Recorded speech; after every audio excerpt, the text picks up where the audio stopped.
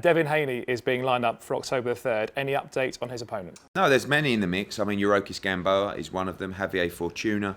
Lee Selby has popped up into the mix as well. So we're closing that now. We've got 2 fights around that date that we're planning. One is the Estrada card. Chocolatito also on that card. Maybe they fight each other. Maybe they have interim fights before crowds are back. And then Devin Haney as well. So we're planning that at the moment, getting it ready. He wants a proper fight. He wants a big fight. He wants to make a statement. You know, we saw the news yesterday that Ryan Garcia and Luke Campbell have agreed terms. That's a great fight for the division. You've got Teofimo Lopez fighting Lomachenko. You've got Tank fighting Leo Santa Cruz. So Devin wants to step up and have a real fight, and we'll be looking to make that for October on Dazn. I didn't think, and I have to give Ryan Garcia a lot of credit and respect, and Eddie Reynoso and those guys, because I don't think Golden Boy really fancied that fight for Ryan Garcia. But Eddie Reynoso and Ryan Garcia do. And when that fight was ordered, I have to admit, I said to Luke Campbell, I don't believe they'll be taking this fight. And listen, they still have to step in the ring.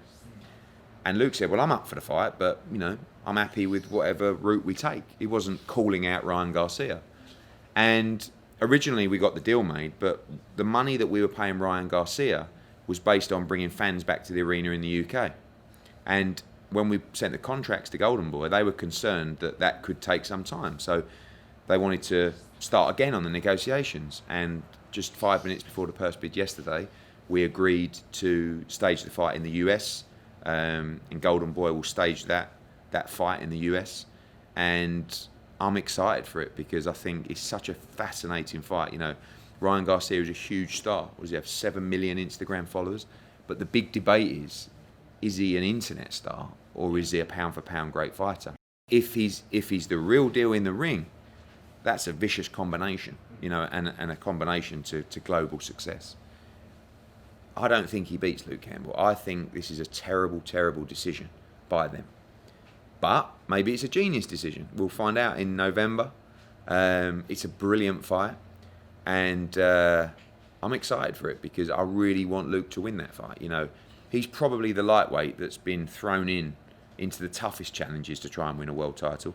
This one, of course, for the interim world title. But he had to go to Los Angeles and fight Jorge Linares.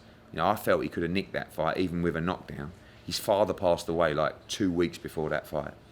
Then he boxed Vasily Lomachenko. And now he's fighting Ryan Garcia in LA. So you have to give Luke Campbell a huge amount of credit and respect. But I really believe that he's actually coming into his prime now. He's starting to believe in himself. Shane McGuigan's doing a great job. And I think this is a terrible time for Ryan Garcia. But listen, if he's as good as he looks, or as good as they say he might be, maybe he beats Luke Campbell. But I don't believe he does. Estrada Chocolatito, is that rematch still on the cards? Yeah, we're toying with the idea right now. I mean, you know, we mustn't let the fight slow down, but at the same time, it does break my heart that we can't allow fans in to see a fight like that. So when do we see fans return? I think November, December, but I'm just toying with the idea at the moment of doing Estrada Cuadras, which is a great Mexican rematch, doing Chocolatito on that card, maybe Julio Cesar Martinez as well on a sort of big Mexican card, and then getting them all to sign and agree to the unification fight in February. Now, I know fans want it now, but that for me is an opportunity to do something in Los Angeles at the Stub Hub or outdoors that would be really special, you know. And I hate the thought of that fight in a studio or behind closed doors, you know, but I also understand we need to create a compelling schedule. So we're in 2 minds at the moment. That's going to be in October, and we're sort of in the works now to decide which way we're going to go.